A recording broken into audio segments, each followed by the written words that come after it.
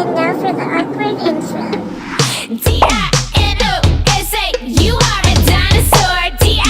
Dinosa, you are a dinosaur. Hey my Dino dolls, welcome back. It's your girl Dino. If you're new here, hi, hello, how are you? I'm happy to have you here. Don't forget to hit that subscribe button down below and that little notification bell to join our little herd of awkward. This video probably wasn't the video that you were all expecting me to upload today. To be quite honest, I wasn't expecting it either. I know all of you are still waiting on that subculture palette review. While I promised the video was still coming, I just had some unexpected news and an important life update that I really wanted to share with you guys while it was still fresh. What is the reason of this little storytime video, you ask? Well, for those of you that have been subscribed to my channel for a while, you might remember about 4 or 5 months back when I uploaded my Why I Filed the Police Report video. I will link that video down below in case you missed it and want to check it out. Long story short, essentially what had happened was that I caught a caregiver of mine at the time stealing my pain medication. She stole my medication on 2 different occasions, likely more, but 2 that I'm absolutely certain about, and quite an excessive amount of it. So anyway, after the first discrepancy in the med count, on April 4th, 35 pills went missing, which, mind you, is half of my prescription. I decided to hold off on filing a police report until I had some solid evidence and a name to hand over with it.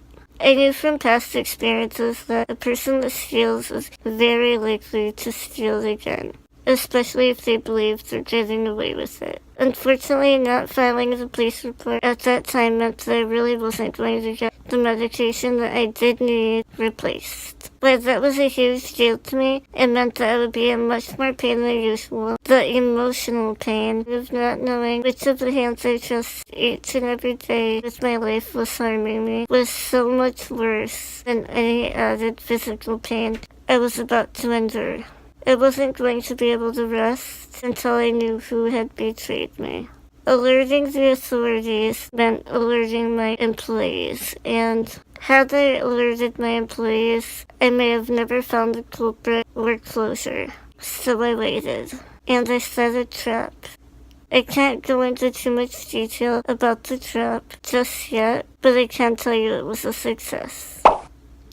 Weeks later, April 30th, 14 more pills went missing. All things aligned and our new and improved foolproof medlog systems in place, it was very clear which of the caregivers was actually the caretaker that was taking my meds. With some personal investigation and the help of my 2 most trusted employees, which were my boyfriend Ben and my best friend Taylor, I was able to track and log all of my medications with even more scrutiny. I finally had a name, and not just that, but solid evidence. After the initial shock, and realizing with complete confidence that this person had been caught, I of course fired her and filed the police report in hopes that she would face some kind of consequences for her actions. After filing the report, the officer took all of the information that we had for him, and he assured me that he was going to hand everything over to the prosecutor, and that they would be in touch. Months went by, and to be honest, I was losing faith in the system. I started to feel like I went through all of that pain and intense investigation for nothing. But then, a few days ago, August 18th, an officer showed up at my apartment around 10:30 p.m. He had paperwork for myself, Ben, and Taylor to all appear in court to testify. I was so happy and surprised. Well, the system is broken. This time, it wasn't. My pain and everything I went through didn't go unnoticed. Today, August 23rd, I met with the prosecutor regarding the case. Ben, Taylor, and I all did. This meeting was just a quick preparation for the preliminary exam that we have coming up.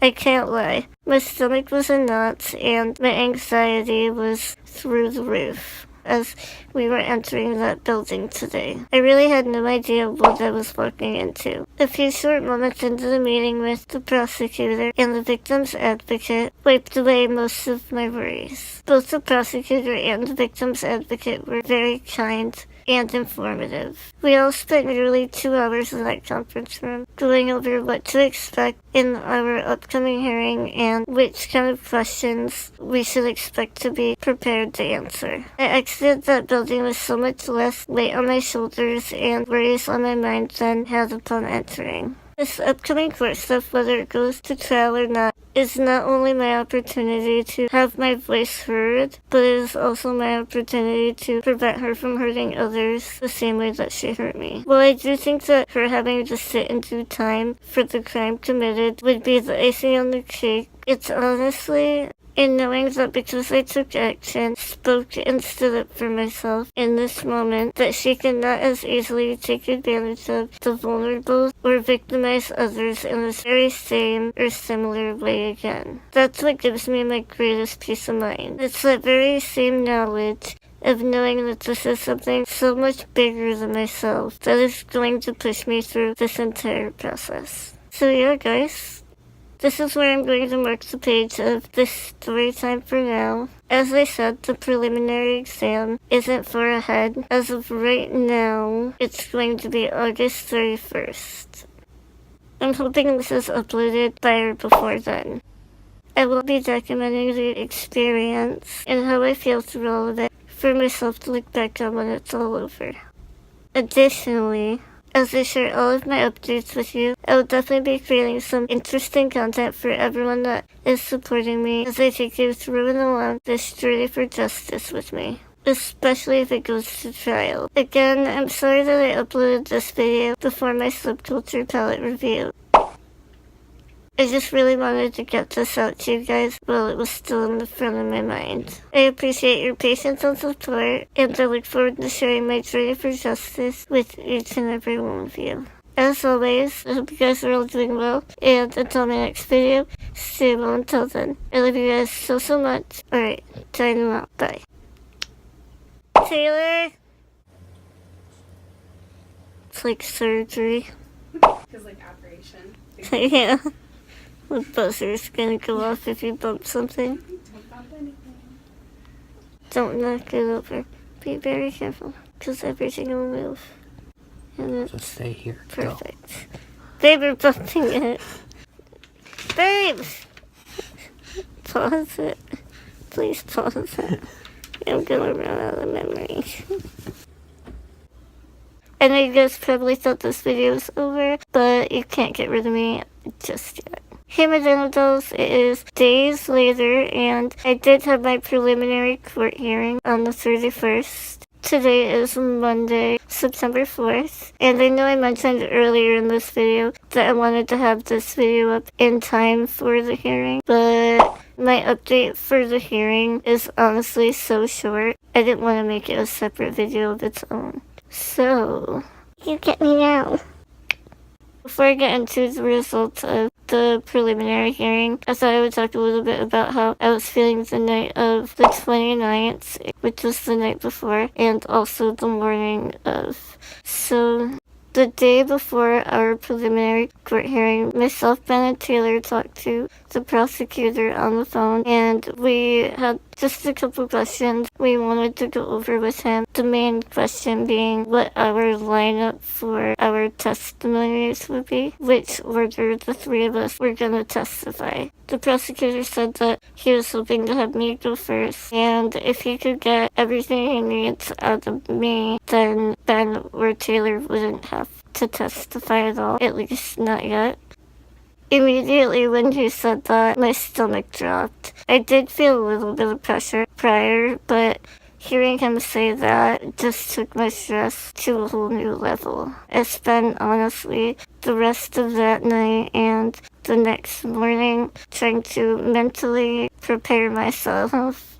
I honestly was so anxious. Not so much because I was really worried for myself, or even really that I was going to have to face her. I mean, I knew that I hadn't done anything wrong, and as long as I was telling the truth, then I would be just fine. But again, like I said earlier in this video, I do feel like this is kind of something bigger than myself, and again, I just really don't want her to be able to put another person in the same or similar situation as she did me. And I put a lot of pressure on myself, not just with this, but with everything, especially when I know that it goes beyond harming me, or it could.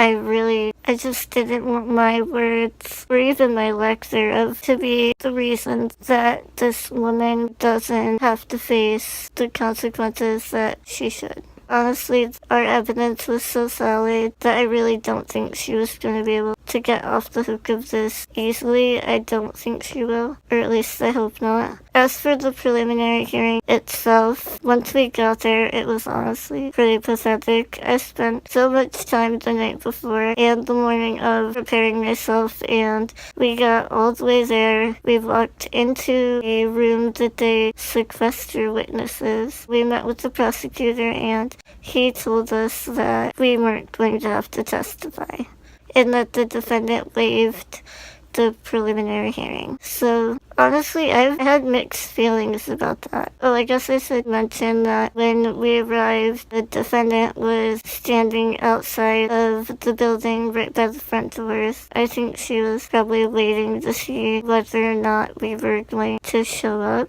If we hadn't showed up, she probably wouldn't have waived the hearing. She probably would have went through with it. But I think seeing us all there kind of freaked her out a little bit, and it was then that she ran over to her attorney, and I'm pretty sure told him that she didn't see a point in going through the preliminary. Again, when the prosecutor told us that, I honestly have pretty mixed feelings. The whole point of the preliminary is to disprove that there was even a crime committed. I think her waiving it just goes to show that she felt a little bit threatened, especially because there were so many of us there that worked with her by us testifying.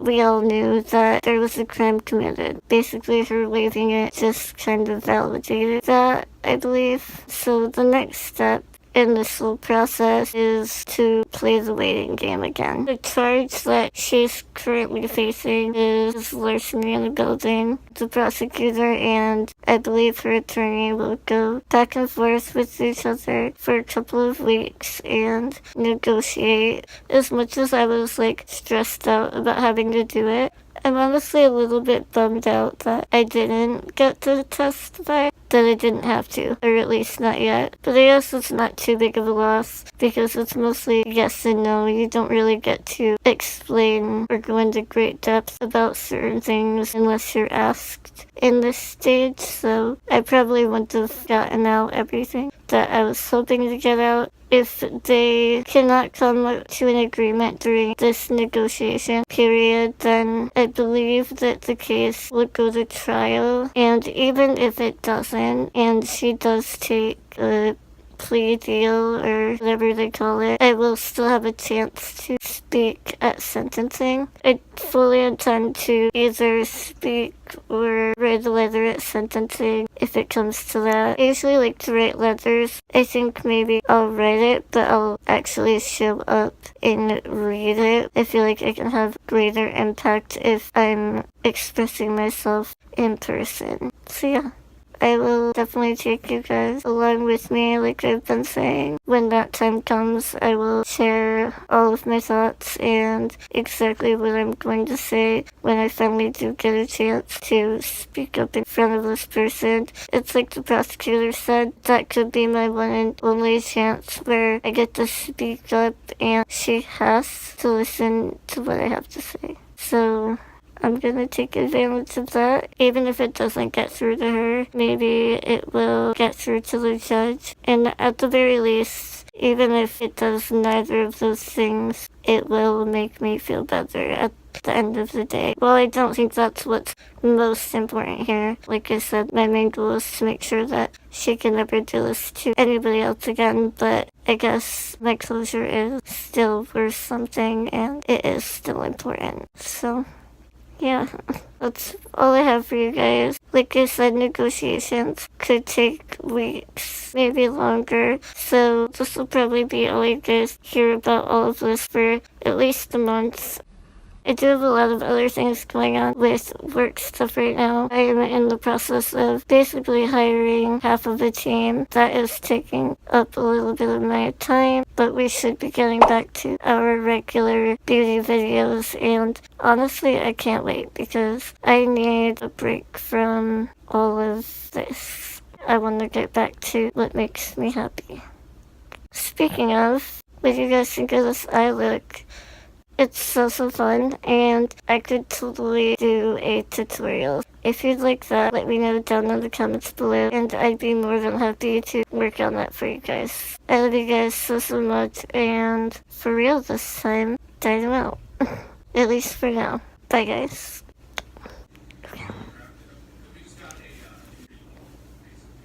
Oh, no. Take him.